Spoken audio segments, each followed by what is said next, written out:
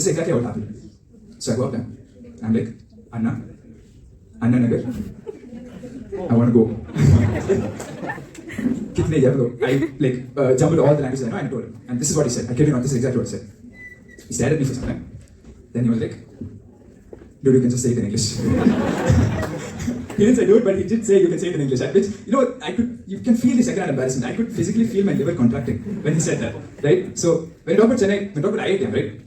You might think that I'm very pessimistic, I'm being pessimistic about Chennai, but I'm not. It's actually a great city. One of the things that put it high on the list is that put the redeem Chennai for me is the Gulab Jamun at the IITM campus hall at Himalaya especially. It is insane. You guys have not had it.